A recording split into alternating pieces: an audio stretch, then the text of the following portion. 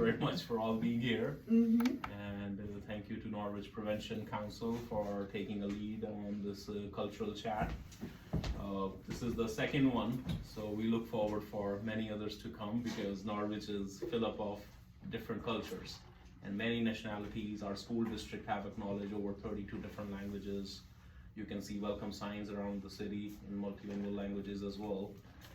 Now with the efforts of Norwich Human Resource, our city website, our school website, they're accessible in over 100 languages. And recently we also did cultural calendar resolution as a city council, so we acknowledged over 63 different days of different cultures and faith groups and nationalities. Because this is one small thing we need to do. Whoever comes to Norwich, he needs to feel like that's his home, that's her home, and they should feel comfortable raising their families and having their kids go to school, and whatever way they like to dress, they should be welcomed. But thank you very much. Month of April, as we all know, is a Sikh Awareness Month. A lot of articles usually get published during this month for Sikh awareness, and a lot of celebration happens. So April has many significance to Sikh community. April 14th has been recognized even at national level as a National Sikh Day. There's also a House resolution right now in US Congress to recognize that day, like federally, so that's good. But that day is celebrated as a sign of Sikh identity or celebration of the distinct Sikh identity. And the 5 articles of faith came to existence. It's also known as Happy Vaisakhi. So Vaisakhi is like Easter to Sikhs. Then in month of April, we also have April 29th, which was acknowledged by our city and through state citations as a Sikh Declaration of Independence Day. So it has its own significance and also highlights some of the struggles Sikh communities having within the boundaries of India and in their homeland Punjab, which is in north of India right now. But today's presentation is mostly upon 3 things, and it's divided into 3 different categories. Who Sikhs are, and we will cover where Sikhs are from, what they believe in, what are the core values. And then second one is addressing misperceptions and stereotypes, because a lot of people still don't know who Sikhs are, and they have their own mindset due to the cultural appearance that we have. And the third one is strategies for successful engagement, and one of that strategy we are doing right now by doing this presentation. So Sikhism is the name of the religion. Like we have Christianity, and people who follow Christianity are known as Christians.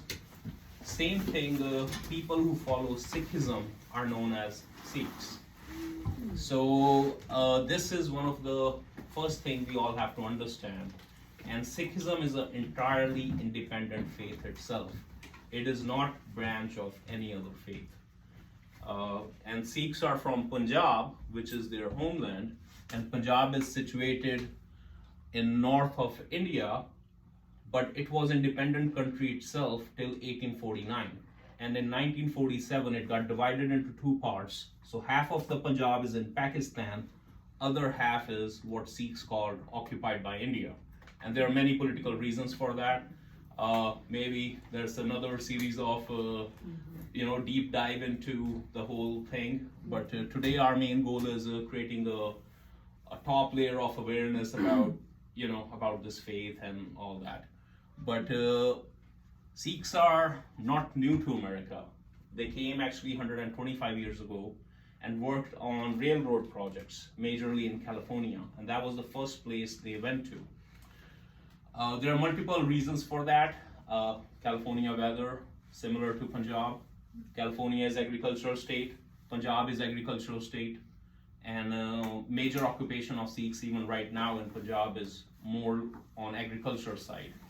So there are a lot of peach farmers who are Sikhs, they're almond farmers, and they're very big.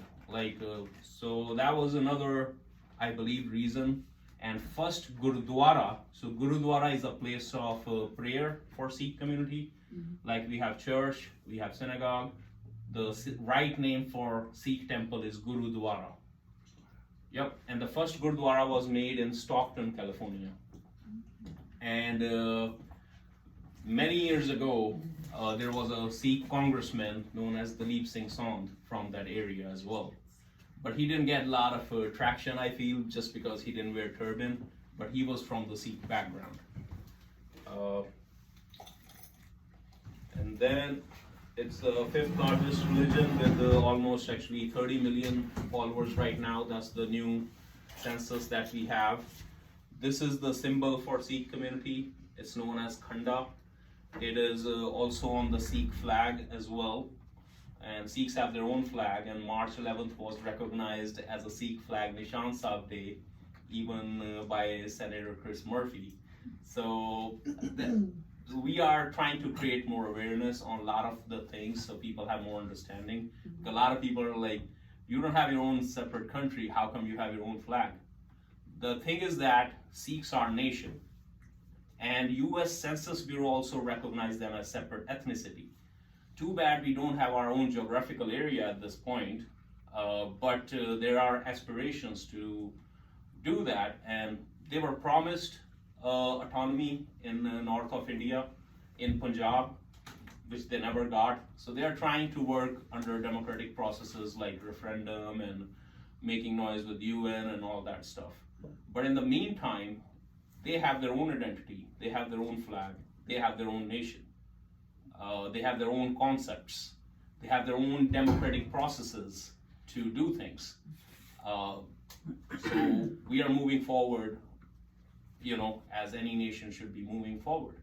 But good thing is, Sikhs are now everywhere in the world, and good or bad reasons, but now they are stakeholders in all the countries. Defense Minister of Canada is a Sikh. There are many member parliaments in Canada who are Sikhs. There are member parliaments in Britain who are Sikhs. In the US, we don't have any representation at state or federal level yet, but it's gonna come. There are many city council members, many mayors, many people serving in different commissions, board. So there's a lot of representation which is growing as our younger generation is moving forward in this country and getting education and getting into different streams. So it will get better. Then origin of Sikhism, as I said, independent faith. Is distinct from Hinduism and Islam, founded by Guru Nanak in 15th century. So Guru Nanak is the founder of the faith. He was born in 1469. So Sikhs also have their own calendar known as Nanak calendar, which start from 1469. So right now we are in 555th year, and Sikh New Year is on March 14th every year. So that doesn't change. And a lot of our days don't change. Like in some faiths, their cultural days and significant days changes with the, because I think they're on the lunar calendar, that's the reason. Then another important point is, so in our Sikh history, we have 10 gurus who came in human form. And it will come in next slide what guru is. Guru for Sikhs means spiritual guide. Because I know we use the term guru in a lot of different ways. Somebody's good in computers, computer guru, or something like that. Expert, right? Yeah. But for Sikhs, guru means a spiritual enlightener. So we had 10 of those gurus in human life from 1469 to 1708. And then our 10th guru said, nobody else is gonna come in human form to guide you, so you take your guidance from the scripture and treat that as a life guru. And there are many fascinating facts about the scripture as well, which will come in following slideshows. Then what are the core beliefs of Sikhs? I think it's very simple. We believe in one God, that's God of everyone. We all are equal, on honest living, share with others, remember God. Some of the last 2 points kind of might be different from some of the other faith ideologies. We don't believe in caste system, we don't believe in idol worship or in fasting or superstitions. Then no smoking, no drinking alcohol, or any kind of intoxications. So these are some of the important no-nos in the faith. I'm sure every faith have people doing, faith tells you something else, but people are not following it. But these are some of the core beliefs, and most of the people follow that with their heart. Then, yeah, a little bit about Sikh gurus. So they came with the mission of love for God, social justice, and freedom from illusions, because we got to understand in that time, in 15th century, in that South Asian region, there was a lot of discrimination happening based upon sex, based upon different caste. Like usually there were 4 castes in which society was divided. And when our gurus came, they were like, we all are equal. So that was it was seen as a revolt at that time. Even though they never, picked up any weapons or anything like that, but a lot of the work that Guru Nanak did was mostly the logic based. Why are you treating women differently? Why women have to cover their face? Then one of the gurus said, why you burn women alive if men die? She have right to live. So these were very challenging thoughts at that time in that South Asian region, and creation of community pools, creation of community meal. They were not seen very welcomed at that time because society was divided too much. And we have some of the similar challenges in America as well on these racial lines. So, but I feel they were way ahead of the game. Like even when you talk about Punjab, when it was independent country, education level was very high. And the cabinet, the decision-making people were from different faith groups. There were Hindus, there were Muslims, there were French generals leading the army. So different nationalities were included at that time, and representation mattered at that time. And these are fascinating things that we're still trying to, overcome even in 2023 here, Then present Guru is Guru Granth Sahib, which is our holy scripture. So it's respected more than any holy book. And usually even in the homes of Sikhs, there's a separate room dedicated to it. And every morning we open it, and it's called Order of the Day. And then at night time, you kind of close it, and that's the resting time of the Guru. So every day you learn something good. Everything written in it is universal. So it's not just for one community. And then diversity comes again because it has writing of 6 of the Sikh Gurus, but it also have writings of many other people of different faith who were aligned with that one Almighty God.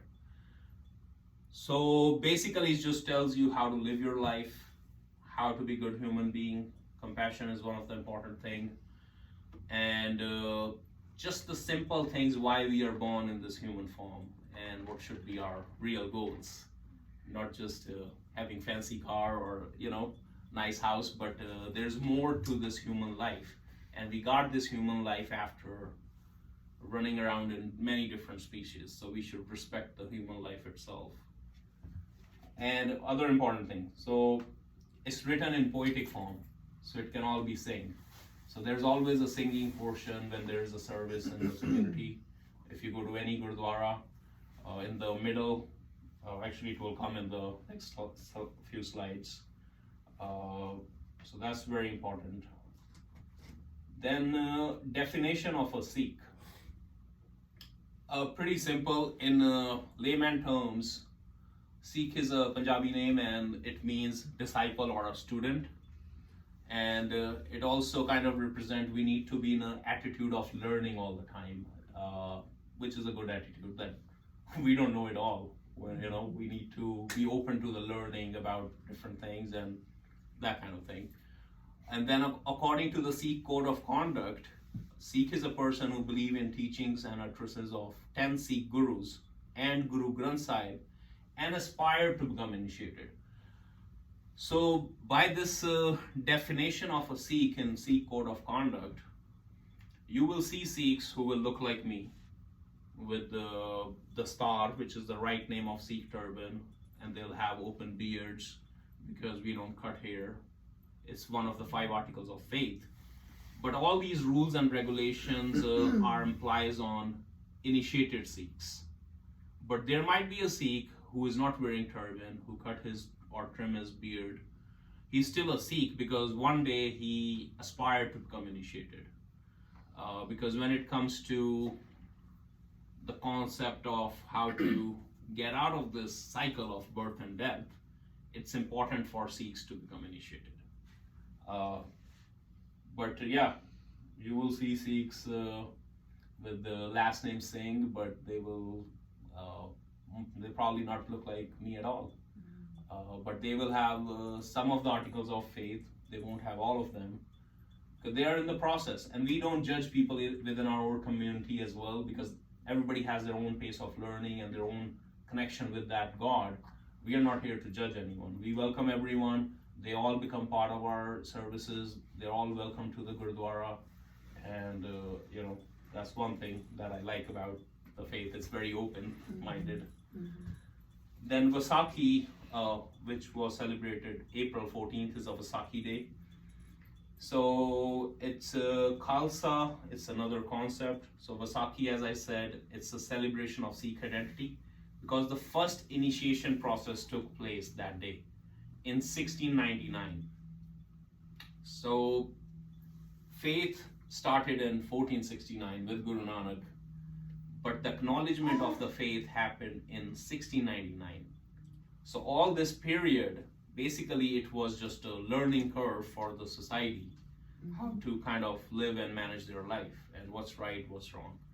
And then initiation process took place. So people who get initiated, they use the word Khalsa along with their name, so people kind of know within the community that he is initiated or she is initiated. And we celebrate distinct appearance. The concept of Singh and Kaur also came that day. So all the men will have a middle name or last name Singh, and which means lion, and all the girls will have last name Kaur. Kaur means princess. And that was another thing gurus did to uplift the society at that time. Then there's many other concepts, like concept of saint soldier. That you gotta be saint, and you should have qualities of saint, but you should also know when to become soldier and defend yourself and defend the people who cannot. So the combination of both the spirits is a part of the Sikh living, I would say.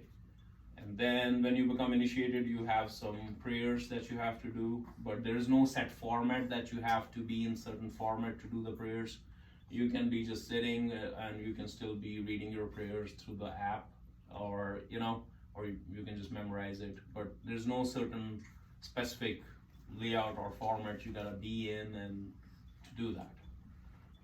Then we have 5 articles of faith known as 5 Ks because they all start with letter K.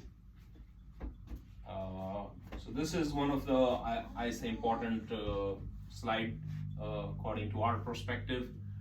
And this actually, the whole presentation was made through Department of Justice. So it has a lot of things that covers law enforcement perspective as well. But these are 5 things that initiated Sikhs have with them all the time. And if they're not initiated, they might have a couple articles of faith, but not all of them. So first one is Kada. Kada is the iron bracelet. It represents that God is in flight. Also, it represents that we gotta do what's right. So it's like a daily reminder. So these are reminders as well, and it's had more symbolic meaning. Then Kesh. Kesh means unshorn hair, which is a symbol for spirituality. It helps, if you meditate, it helps you. And then Kanga is a comb, which is a symbol of cleanliness. Keep our surroundings clean, recycling, something like that, And then Kashara is a long underpant, which is a symbol for modesty. Then Kirpan is a symbol for protection as well as social justice. So it was used as mostly for protection at that time. It was like 3 feet long, and we have it in our museum in the back as well, so you can see it how it looks and stuff. And but we gotta understand more deeply into this concept. Defending yourself was limited to rich people or kings or emperors. Common people were not even allowed to kind of defend themselves. So putting that spirit in them, that you, just like we have Second Amendment, put it that way. But now it's more on symbolic lines, and it's between 3 to 6 inches, and there's flyer on Department of Justice website as well that it's allowed in federal buildings and stuff. So nobody bothers me when I go a lot of places, but if they don't know, they don't know, because that's something gonna beep. And then it's just a process of education, and they need to just double check everything, and then they're good with it. But yeah, that's why these kind of presentations are important. Like, we have educated over 1,200 police officers in the state of Connecticut so far. But it's an important task, and of course there are no resources on these kind of things, so it's all volunteer based. But our community is doing as much as they can. Then the star, as I said, is the right name for Sikh turban, and it's basically wrapped and unwrapped every day, so it's not like a hat or cap that can be worn in. And we usually do a lot of turban tying days around the city, like especially when there's any cultural event, just so people have a little more understanding that, you know, that's the article of faith, and 99% people in America who wear turban, they are Sikhs. They are not Arabs or Muslim, and they're obligated to wear turban. So you will see them. Now the question comes, is women allowed to wear turban? Yes. Men and women, there is no concept like that. So they both can do whatever anybody can do. Lead the service, tie the turban, get initiated. So they can do everything. And it might take 15 to 20 minutes for some people. For me, it's only like 3 minutes at this point. I'm doing it when I was in 6th grade, so I started early, you know. And before that, it's called patka. So a lot of kids wear that, who goes in our school system and stuff. We just have to kind of educate a little bit teachers like what it is, and a lot of people get confused. Is he boy? Is he girl? But you know, that kind of thing, because there's no facial hairs at that kind of age, and but I think it's getting better overall, and we are actually working with the state Department of Education as well on having something about Sikhism in the school curriculum. And our state is working on AAPI curriculum, so we had a reason to chip in. We were like, we're also kind of from Asia, even though you don't recognize us, but we are still there. It's independent state, and US acknowledges us as separate ethnicity. So, and we are victim of 9/11, unfortunately, and there should be something on these lines just to give just to throw that in. And then people can Google things, you know, and learn more about it if they really want to go in deep dive. But this is the most common style, actually. So you'll see 4 or 5 layers on one side, couple layers on the other side, triangle in the middle to identify Sikh turban. But as I said, turban is a very wide name used by many cultures, many faiths. There's Indian turban, Irani turban, Palestinian turban, Afghani turban. But for Sikh, the star, these are the 4 prominent styles. So kids will kind of look like that. This is more on the traditional style, a little round. This is more of the prominent style right now in America. And of course, women can also wear turban or cover their head. They don't cover their faces. So that's one thing that differentiates. Of course, as I covered already, a lot of negative media misrepresentation after 9/11, which is actually improving a lot because they have seen what power they have and how misguiding some of the facts can lead people losing their lives. Uh, this is more on the security standpoint. But yeah, so usually there's a knot up here because we don't cut our hair. But the other important thing is we don't grow our hair either. We maintain our hair and we believe it's a gift of God. So we comb it twice a day, all the dead portion come out. So we are just maintaining the hair. We are not cutting it, we are not growing it either. It's just natural. So this is all natural growth, Some people might have long ones, some people tie it down, depending upon the Gurpreet who owns the restaurant in downtown, his father tied it down and he put a net on it because he feel more comfortable cooking food that way. So it depends. Like a lot of folks who were serving in World War I, World War II in military, they were also tucking their beards in because they don't want, while they're fighting, this thing to interfere in anything, Then this is called salai. I have it. It looks like a pen, but it's used to tuck the hair in the star. But the reason we have it even in the slideshow is it's not a weapon. That because it's more made through the law enforcement standpoint. Then kirpan, again, it's a symbol for social justice and from 3 to 6 inches. And it's not accessible because it's under a couple layers. As I said, it's more symbolic meaning now for Sikh community. And it's all strapped in, so it's not even easy to kind of take it out either.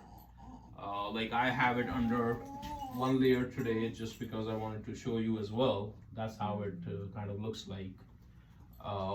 But it's not accessible readily as well. And Norwich Public Schools are the first school district in Connecticut which have recognized the kirpan and exempted that from the deadly weapon policy.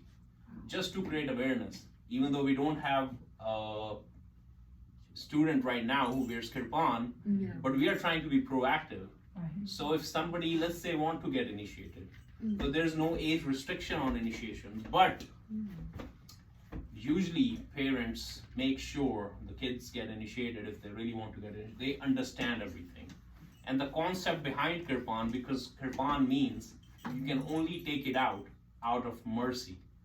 It's not for show off, it's not for your own personal fights. It has very deep meaning to it. But we did that, and some schools we did face challenges, but after presentations and education, they allowed kids to wear it. So we didn't really do any bad publicity because they were very supportive of it. But we just had to go through the process. So that's another thing we need to do with the State Department of Education, just to recognize what these things are. So there is some basic understanding, It's not allowed in the airplanes yet, but all the education with TSA has gone to the level that if I forgot to check in my kirpan, they don't point guns at me. They were like, Mr. Singh, I think you forgot kirpan or your religious dagger or something, whatever the word they used to kind of point out, and they were like, you gotta go back and check in.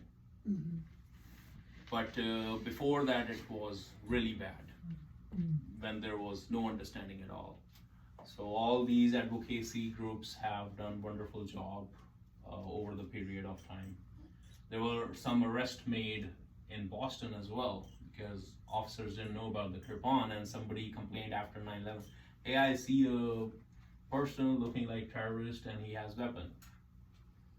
So we have gone through all this, and even despite of all our efforts, I cannot say that everybody knows about who I am. Even with all the exposure I have, it's still not there. But we are working. We do a lot of media campaigns, billboards, just for educational purposes. We did a lot of our events outside City Hall just for the reason that people have ability to see that they're also part of the community. And,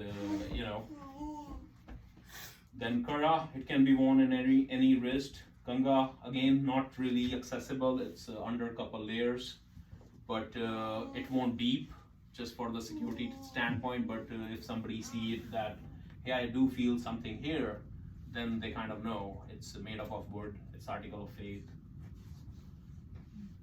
Then Gurdwara, as I said, it's a place of learning and worship. Everybody's welcome. And the Sikh flag actually is a symbol of welcome as well, that we welcome people from all direction, all faith, all caste to this place. And every Gurdwara serves free community meal all around the year, 365 days. Sikh Vatican, which is in Punjab, in the city of Amritsar. It's also known as Darbar Sahib or Harimandir Sahib. But the English name, I will say, if you want to Google it, Golden Temple. But it serves 100,000 meals every day. And it's a very big operation. It's all volunteer based. So that's amazing. Then symbol known as Khanda, just like there is a cross. Sikh symbol is known as Khanda. It's also on the Sikh flag.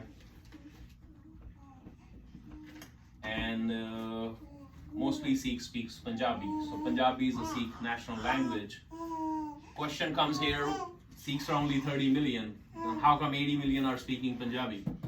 Actually, the new number is over 100 million people speaks Punjabi. Because again, Punjab was a separate country, so it's a regional language. People in Pakistan are also speaking Punjabi, who are in the Punjab region. People in India, who are in the Punjab region, are also speaking Punjabi. And there are Hindus, there are Muslims, there are Jewish. Everybody is there. They all speak Punjabi. That's kind of regional language. And actually this means hello in Punjabi. So it has 35 alphabets, and a lot of them have their own voice to it. So my name can be written in English in multiple different ways as well. But it's written in the same direction as English. Then common misconceptions. So Sikhs are Muslim because they wear turban and they have beard. That's the fiction. But the fact is, as I said, turban could be cultural dress for a lot of folks, but for Sikhs, they're obligated. That's their article of faith. Other one is it's blend of Hinduism and Islam when it's not true. Sikhs have their own scripture. They have their own place of worship. It's entirely independent faith itself. There are some political wrong things which have happened in India, like Indian constitution still says Sikhs are Hindu in their constitution, just because they are on their different motives of making India as a Hindu nation, which is not a healthy thing for any nation to be doing this kind of stuff when people from all over the world is now everywhere. And it's not a healthy agenda, but sometimes politics is designed in a way that you gotta oppress the minorities to get the votes of majority. And Sikhs are only 2% of the Indian population. So then some of the 9/11 challenges I have already discussed. He was the first victim of 9/11, Balbir Singh Sodhi, gas station owner. He was shot after the terrorist attack on in New York. And we have, so all these things which I'm talking in the presentation, through the artwork, we present all that to the folks in Sikh Art Gallery.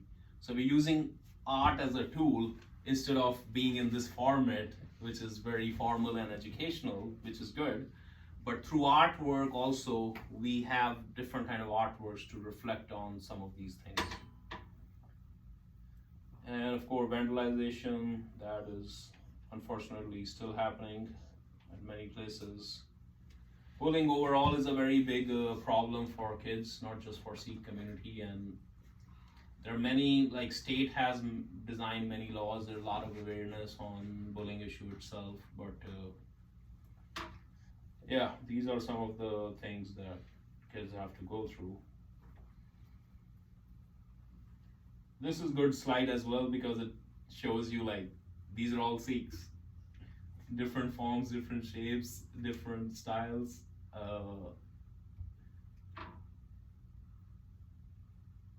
Then Sikhs are also in law enforcement. Last year, state of Connecticut passed the bill to allow Sikhs to serve in the STAR. In law enforcement, now we have first officer in Norwalk who wear the STAR and serving the PD in Norwalk. And in NYPD, we have over 100 officers. And Sikhs are also serving in US Army as well. One of our guy sacrificed his life in the Iraq war. So it's amazing that in our LinkedIn, where they have stones for everyone who died for our country, we do cremation, we don't bury, but they still have a stone as acknowledgement for him with the Sikh symbol on the top. So that really kind of boosts that thing within the community that, you know, this is also one of the field we should explore and, you know, go for it because there is respect for us in that field. But Sikhs can be found in different professions. They are not just cab drivers or gas station owners, but they're everywhere. We have a lot of doctors in Norwich as well who are Sikhs. Actually, the building right next to this building, Dr. Uttam Pal Singh, so he's pretty popular in this area too. Then Sikh greeting. So one of the greeting which is used internally for Sikh community is Vaheguru Ji Ka Khalsa, Vaheguru Ji Ki Fateh. I know it's pretty long, but Vaheguru is the word we used for the glory of that one Almighty God, and Vaheguru itself means, "Oh Lord, you're so great." So it's universal name, Vaheguru, that we used for meditation purposes. And it means that, you know, Khalsa belongs to Vaheguru and all the victory, Fateh means victory, also belongs to Vaheguru.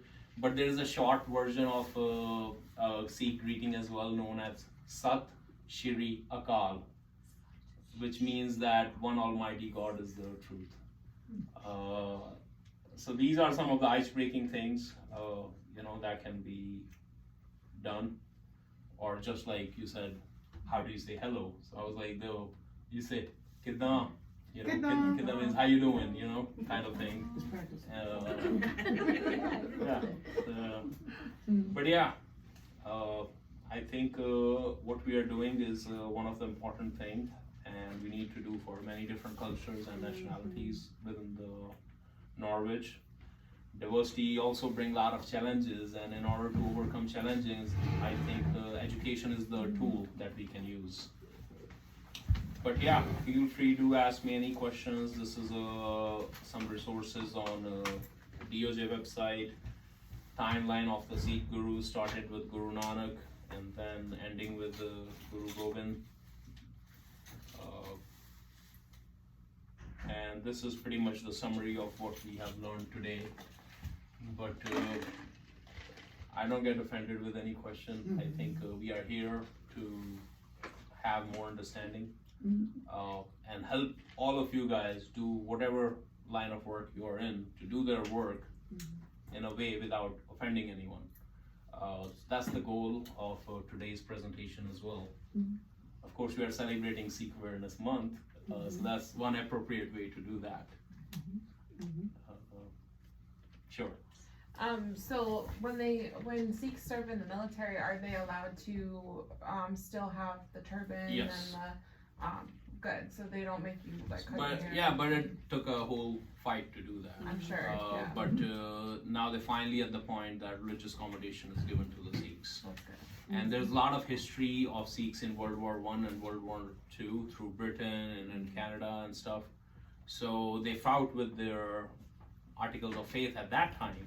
So that just kind of opens a way too, that if we can do then, why can't we do now? And we want actually a lot of our folks to go in these kind of streams as well, like law enforcement and stuff. That's some of the things which are inbuilt into the Sikh community. Like that's our uniform kind of thing, you know. So that's good. Yes, ma'am. Yes, Judy. What is the requirement for initiation? Requirement for initiation is you gotta be ready mentally, that now you have 5 articles of faith that you have to carry all the time.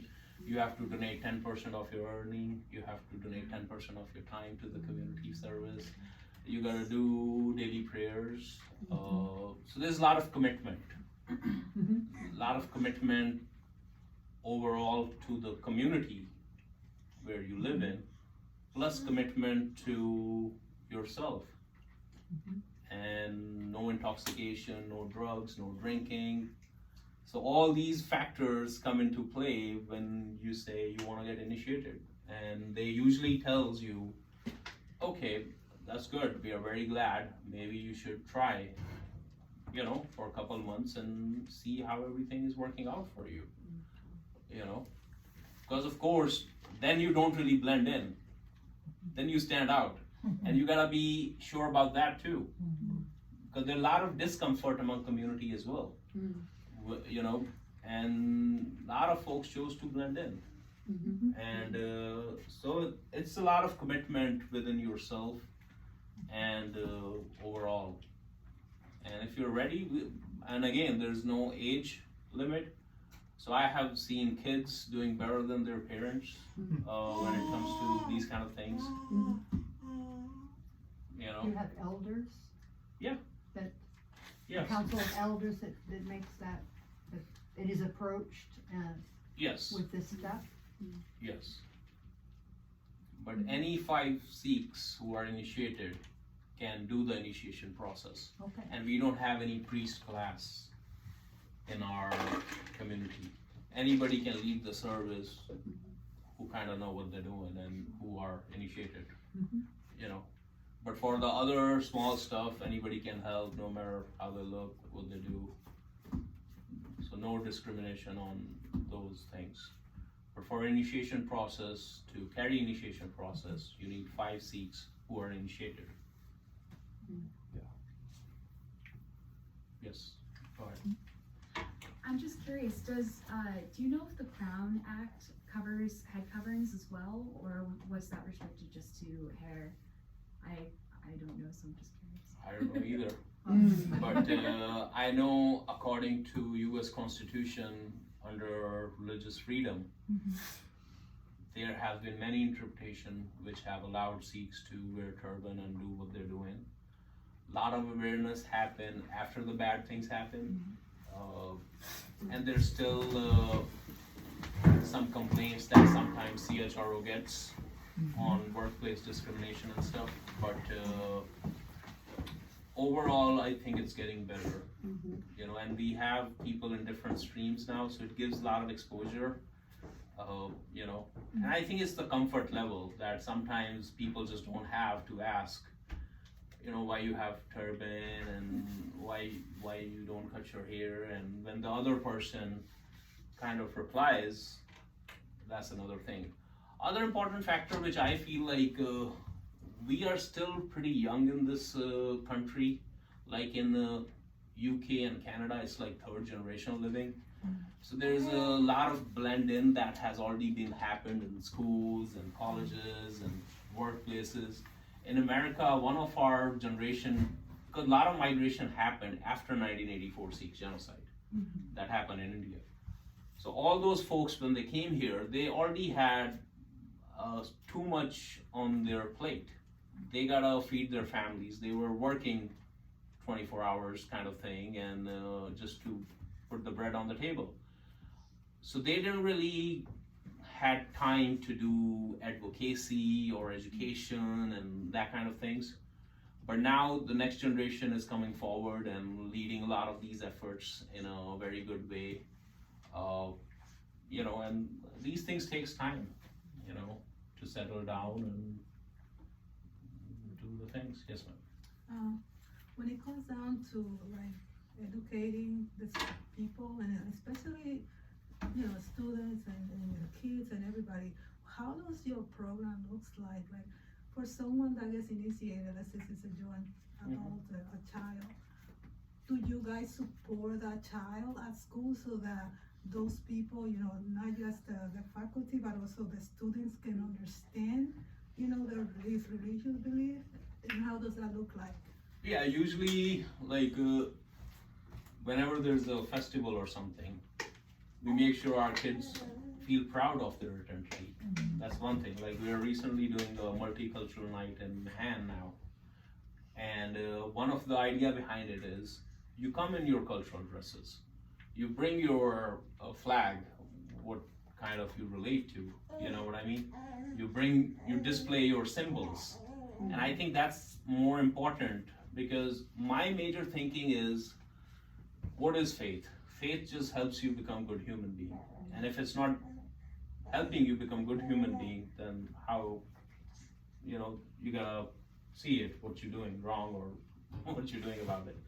The other thing is, all the kids needs to feel comfortable in their own skin.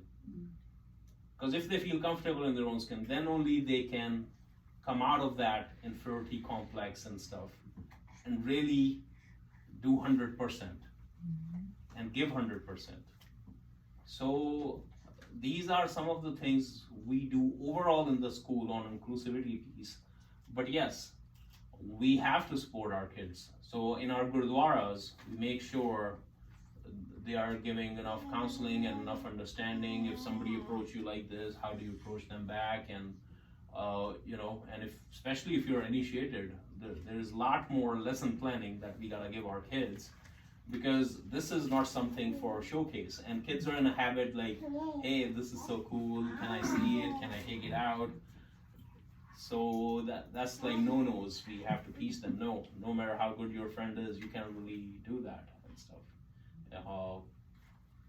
So yeah, it brings a lot of challenges as well, and with teachers it's important because kids are kids, if they get into fight and the patka is kind of removed, and then somebody needs to know how to tie it back. That's the one challenge, because he won't feel comfortable without his patka or his head covering, you know what I mean? But yeah, as I said, diversity brings a lot of challenges too, but we cannot just say we celebrate diversity and not tackle the challenges. We kind of have to do that, especially with a lot of nationalities too. I know it wasn't easy when I floated resolution for cultural calendar. Some people commented in a different way. Because some people think we are designing foreign policy here, but we are not. We are acknowledging people who live in our community, no matter where they're from. Absolutely. So these are some of the mindsets that we have to deal with, but we will overcome these challenges as a community together, I have another question. When Yeah. you were talking about the belief and you don't believe in fasting, Yeah. can you tell me a little bit more about that? So basically, we just don't believe in fasting, but nothing against anybody who believe in fasting. Everybody has their way to connect to God and their own spiritual or meaningful way. We don't condemn anyone either. But we believe in balanced approach overall. Just eat less, sleep less, that kind of approach. Not the drastic approaches. Of course, I understand the concept behind fasting because now you are kind of taking that hit on your body and you're understanding to see how people who don't have enough food, how they feel like. So I understand that perspective and I respect that, but our perspective, again, is live life very smoothly. Don't get overexcited, don't get too sad. So it's just a way of life that, the Sikhism tells us to go through. Kind of like balance. It's a balanced approach, I would say. Yeah. Yes. So, of course, there's tons of things that go into this, but we find that there's so many risk and protective factors for substance use. And it sounds like Sikhism, obviously, because you don't believe in using any sort of substance, but what other aspects of Sikhism do you think are a protective factor for like poor mental health or substance use? Are there other factors of unity and support that go into people being less inclined to use substances? So there are 4 major no-nos in the faith, and I feel like those are kind of good things. Of course, first one is no drugs, any kind. Second one is kind of stick to your woman, so it helps you protect against many diseases. Third one is you cannot cut your hair, but if somebody does, they do it. And so these are some of the factors. And the fourth one is no meat made with rituals. Because we are against superstitions. But these, I think, overall, kind of a couple things are very universal. Following the path of modesty and sticking with the woman kind of thing. And the second one, of course, no drugs, and it's a big problem. Now, believe me or not, this problem is increasing in our community as well, especially in Punjab, because there are many attacks on the community happening in different ways through the political system, and especially the community which is vocal on a lot of things, and nobody likes them. Let's put it that way. If anybody is vocal on any issues, in the community, then so they have to face a lot of political consequences. But I think these are important things, which I feel personally, because I never drank or use any drugs. Of course, prescription drugs is an entirely separate thing. If you're sick and you're taking medicine or you need medical attention, and they have to kind of do your surgery and cut your hair, so these things are allowed. Like in Bacchus Hospital, we did a lot of education on these lines, because one challenge that happened in one of the hospital was one elderly gentleman was hospitalized, and they give his kirpan to law enforcement thinking it was some kind of weapon, and then law enforcement burned it or disposed it off. So that was in Vernon a long time ago, but we tackled that situation.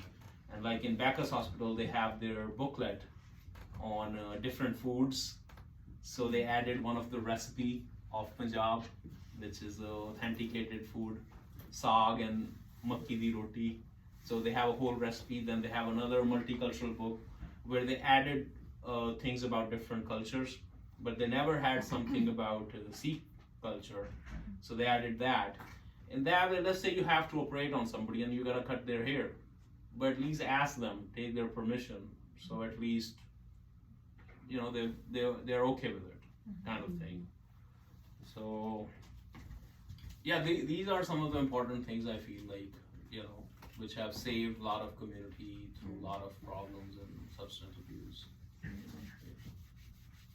But it's not easy, especially in this society, like occasional drinking and stuff is everywhere. Yes, really. Where's the nearest Gurudwara? So we have 5 in Connecticut, 1 in Southampton, 1 in Hamden, 1 in Norwalk, 1 in Windsor, 1 in Windsor Lock. So nearest one is 45 minutes away. Okay, just curious. We get this question a lot. Yeah. Behind. But let me know, we usually plan tours for Gurdwaras too. So usually every Sunday there's a big service from 12 to 2. So we can enjoy a little bit of service, enjoy some food, talk to people. So we can definitely arrange that. And it's open to all, so like Yeah, exactly. The only thing is you gotta be sober. Yeah. So That's no one of the nips in the things. parking lot. Yeah. Gotcha. And no tobacco is allowed on the premises, or any kind of drug is not allowed on the premises. And the only thing is you go inside, you remove your shoes because it's all carpeted. Yeah. And they'll give you a bandana just to cover your head. So That's what I was gonna ask you. yeah. So but we can go in our normal dresses, Very interesting. Can I ask one more question? Sure. Tell me a little bit more about how you're organized administratively. You said you had your own processes. Yes, How do you function as a community, make decisions? yes, that's a good question. So we have our spiritual center, like I said, Golden Temple, which right name is Darbar Sahib or Harmandir Sahib. So that's our spiritual center. But in the same premises, we also have our political center, known as Akal Takht. So Akal Takht is like a capital building for Sikhs, where all the decision making is made for the Sikh community, where directions are given to the Sikh community. And just like there's a entity Pope, we have something similar to that known as Jathedar. But Jathedar alone cannot really make any decision for us. It has to go through the whole process. And there are we have five different, let's say, capital buildings, and all of them has one appointed head of that building. So they all get together and then make decision. Now, when there is a dire need to make a bigger decision, then there's a process called Sarbat Khalsa. Sarbat Khalsa is a collective gathering of Sikh representation all around the world. The last one happened in 2015. Before that, it happens on 1986, on April 29th, when the resolution was made that now India has destroyed 37 of our gurdwaras and have committed our genocide. We no longer wish to be part of Indian Union, and they have not obeyed their promises, and we want peaceful resolution. So that was a day a big decision was made that we declare our independence, even though that was crushed, because who can fight with that kind of big country? But they made their point, you know, and many other decisions are made during the resolutions in that collective gathering. So that's like a bigger, high-level process that represent our democracy as well. And collective decision-making actually is better than kind of democracy, because a lot of voices are heard at that time. And then whatever the whole consensus is made, that thing is followed. So it's not that just your representation is making decisions for yourself, you are part of the decisions as well. But normal decisions, usually the five people who are head of that each capital building, and Akal Takht is one of the supreme building that we have. That's how usually the decision making is done. I just have a comment. I think it's very admirable how united, you are all, and then you come, together so well. It's really nice. It's inspiring. Yeah, Thanks for sharing that. Yeah. at least the concepts are nice. Now we just have to Yeah, follow the but it sounds like you concepts. guys really are coming together. It's Right? great. Like any other That community, I definitely will is a say, challenge. we are going through same challenges. Yeah. Like churches are going through a lot of that there's not enough people coming in. A lot of our churches closed as well. So I think overall, and actually I was looking at one of the article of Senator Murphy that loneliness is one of the major issues in America. So there are a lot of basic things that we kind of have been away from. Like every Sunday we all used to go to our places of faith, you know what I mean? Learn something, get inspired with something, to do good for the community we live in.